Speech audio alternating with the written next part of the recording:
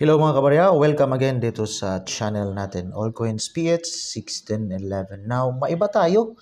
Dito tayo sa barya sa bansang Israel. Minsan kasi tayo na punta sa bansang Israel kaya may collection tayo sa mga barya nila. Sa ngayon, ipag-pray po natin for the peace of Jerusalem kasi may gulo po doon, bakbakan versus Hamas sa Gaza. So may mga kababayan tayong nasawi po doon at marami pong umuwi sa ngayon. Now, dito tayo, 5 shekel. So, Israel coin ito. So, ito yung standard circulation. Nag-circulate pa ito sa ngayon. So, calendar na ginagamit nila is Hebrew.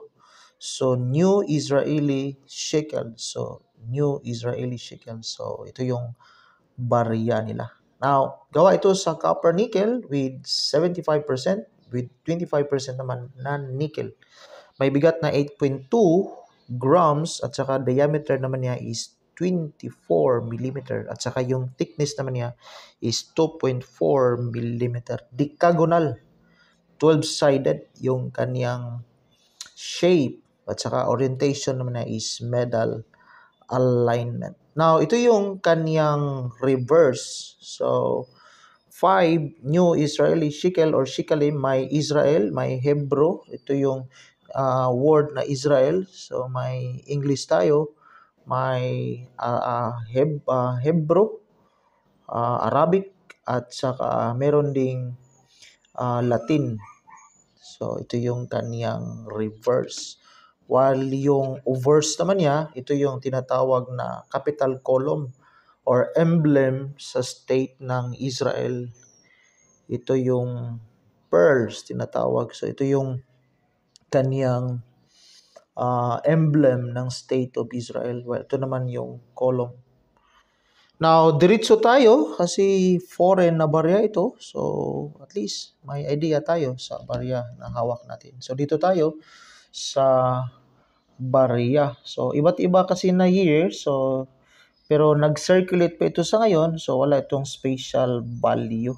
So, ito yung kaniyang mga year, different value quotation. So, now, diretso tayo sa kaniyang value equivalent.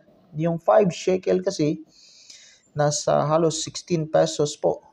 Or 15 mahigit sa ngayon, yung 1 shekel. So, yung 5 Israeli shekel, New Israeli shekel, 72 pesos ito sa atin. So, ito yung value. Pero sa mga money changers, hindi po sila nagpapalit po ng barya. Bill po, yung palitan po sa mga money changers.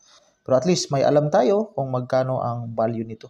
Pero may nagbibinta rin dito sa Carousel PH. So, marami-rami rin. So, at least may nakuha tayong isa na bago. Over 3 months ago by OLXPH 22823825. Yun yung seller natin with 35 pesos. Mas mababa pa sa palitan.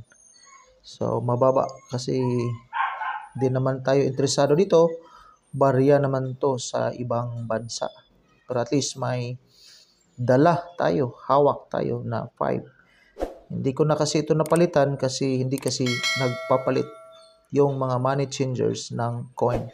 Kaya savings ko na lang ito. Maraming salamat and God bless.